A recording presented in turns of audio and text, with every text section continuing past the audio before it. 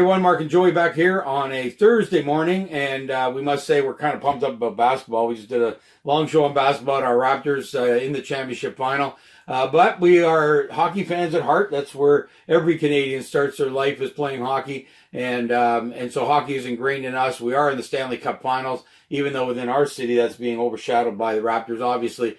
But oh man, I was so close to keeping my streak alive last night. And my sweet prediction, my sweet bet is gone in overtime last night. I must admit, credit to St. Louis, man. They came out, certainly in overtime. I don't think Boston got out of their own end. No, I mean, St. Louis knew they had to have it. It was not do or die, but 90% teams win the series when you're up 2-0. So it was kind of do or die. They knew it. They played amazing. We're down 2-1 at one point, tied the game. The third period was amazing play by both goaltenders.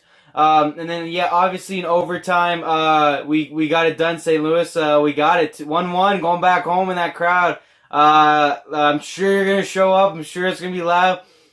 So we're in a great position here. We got home ice now, going the rest of the way in the series. You've learned how to win in Boston. You always win game 2. You've never lost 2 in a row. You lost 2 in a row to Winnipeg one time. I keep on saying that. Yeah. But you have come back. You have come back. You have never let this get you down. You've won. You've lost. You've lost. You've won. It's just been incredible by St. Louis. I'm so proud of St. Louis.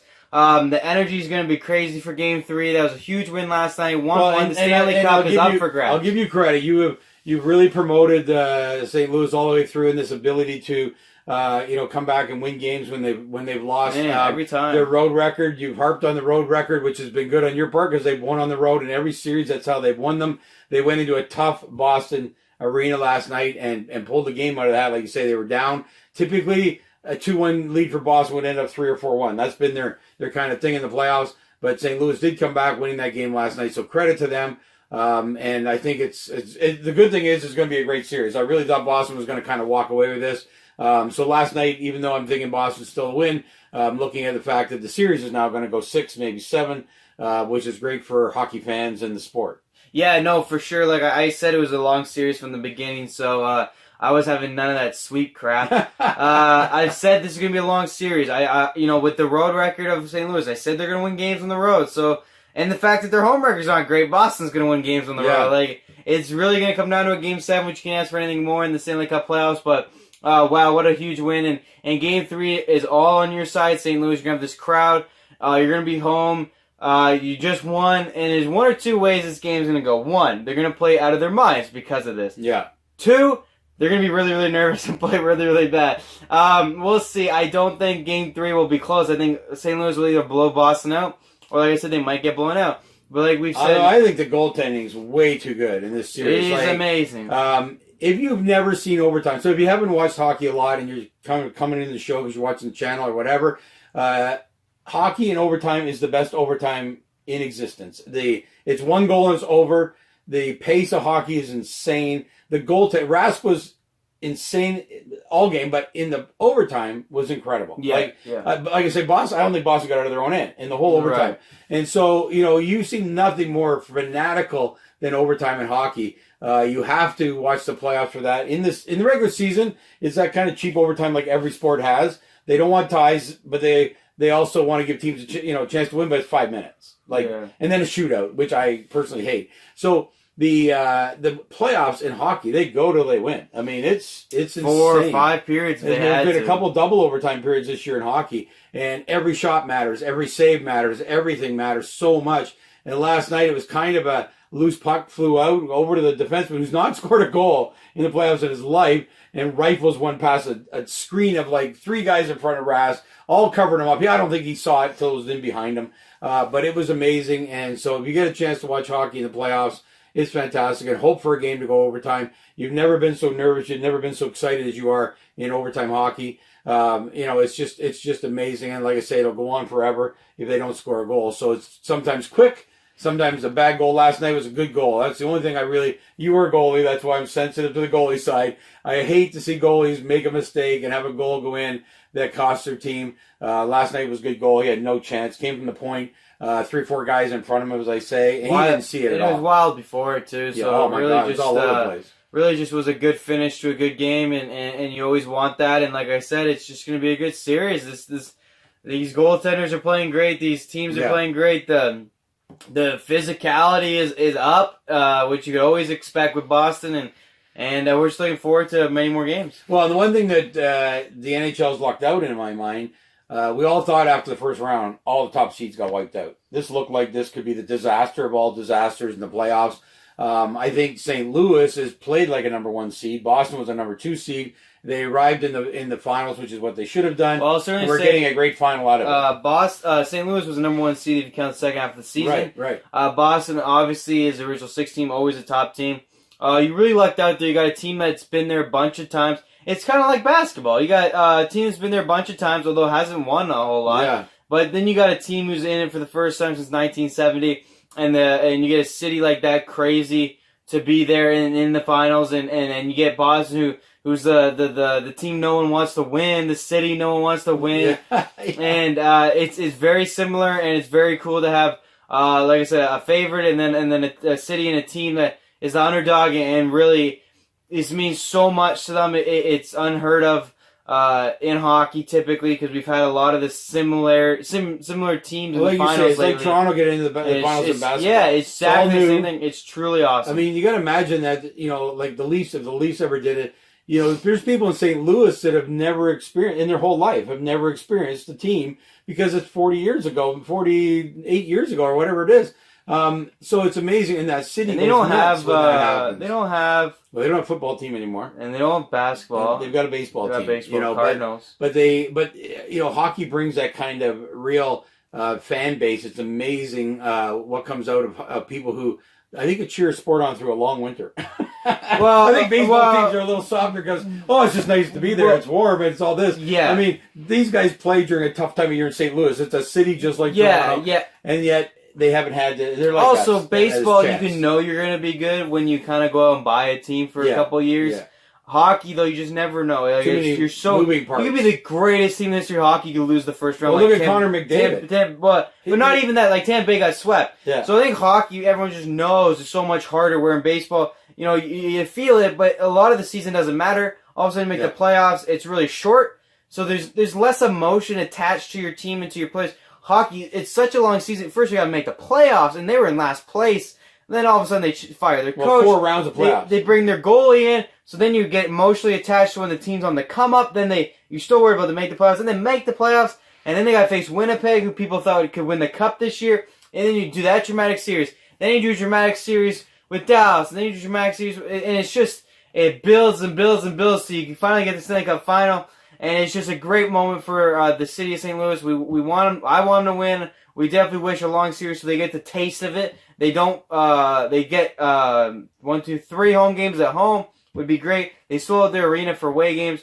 It's just what playoffs are all about, and it's great to see. And it's also the toughest playoffs. I think every single athlete will tell you that hockey, they look at hockey and what goes on to a hockey player during every game and every series, that winning 4, getting 4 times you got to win to get in the NHL or into the Stanley Cup in the NHL. These guys are unbelievable in their ability to let injuries go by and get on the ice and play the game, and better than any other sport. So that's another thing that, we really respect. And the other good thing for us, it's Canada's sport. Many of you may or may not know that, but it's our sport from forever here, and every kid plays hockey in Canada.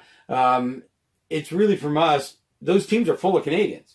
We get a chance to cheer no matter who's in the final. And actually, St. Louis is 63% Canadians. The last 5 Cup winners have had quite a bit of Canadians. I think Pittsburgh had about 50. Chicago had about 50%. St. Louis has 63%. Actually, Boston barely has any. Well, they have a big U.S. contingent, which is nice to see, too. North America, that's shown North American. U.S. hockey has grown. We're always proud. We always have a ton of our guys in there competing. When at the end of the day, I feel like Canadians are the toughest when it comes down to it. They play the hit and grind game, and then they get half skill, too.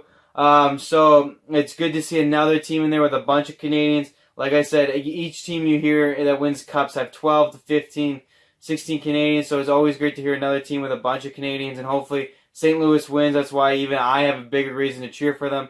Boston does not, although they do have a few big Canadians. They mostly have Americans, which if you're America, they should be your team because that keeps improving your youth hockey. And credit to them and credit to Youth of America have developed great programs, and now you're seeing it excel in the NHL. And it's just overall always great stories.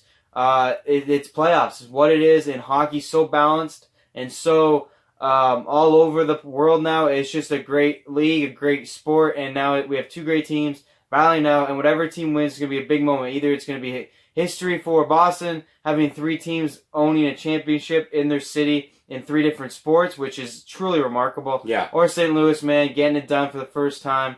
And I can't imagine what the celebration would be like. Hopefully responsible, but it go nuts if you win it. It's truly amazing. And you got a big Game 3 coming up. I want to see everyone out there. I want to see this ruckus crowd get in Boston's head. And I want to see a Game 3 victory. We know the most important games is Game 3 going up 2-1. So Game 3, I think it's Saturday night. So get ready for that, guys. And by the way, just want to mention here, since we have hockey fans around, one of the great things about hockey, because there's many ways to get there, and it is a worldwide sport, as we talk about. You look at sports like football, it's basically American. It's a sport enclosed in that. Hockey is a worldwide sport, and getting the NCAA these days, I will mention this, is a great avenue now for kids to get to hockey, because you don't need to use it. Unlike basketball, where you have to have gone through that. It's part of their curriculum, which is awesome. Football, it's a big, huge sport, supported by tons of money by the alumni. Hockey is not. Parents are paying most of the money. The scholarships are not the same as they are in other sports. But there's many more players coming out of the NCAA now. So, if you do get a chance, make sure you work towards getting the NCAA. It's no longer a route away from the NHL, while major junior programs are what's sending kids to the NHL. The academic route is really probably up to like 37, 38%. I heard last number of players in the NHL now that have a background in the NCAA. So I do encourage parents to do that. Get the education. At worst, the odds of making the NHL are very difficult. But if you can get a business degree at a Division I school and then make the NHL, what a bonus that is. And a lot of the top players are doing that these days. So take a look for that academics. I don't want to put down the junior hockey leagues around the North America that produce a ton of players. And they are doing a lot academically as well, to give them credit, funding players.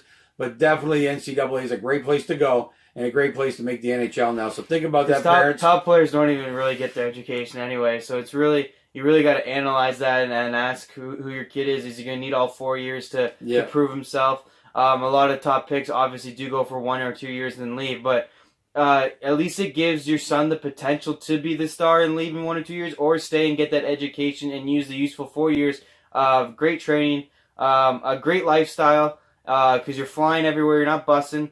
You get to play great hockey with great coaches, great teammates, and at the end of the day, if you ever go to a college game, they're insane. Yeah. So regardless, if you can bring your school a title, you'll always be remembered at least by your school, and it's something that definitely to think about. And it's interesting to bring up that 37% maybe NCAA, and now you got 25% coming from Pro Europe. Yeah, it's amazing now. They're using way different avenues to get. So there's many ways to get your son maybe either the education you want or money until he makes the big leagues. We can go over to Europe now too and make a good living over there.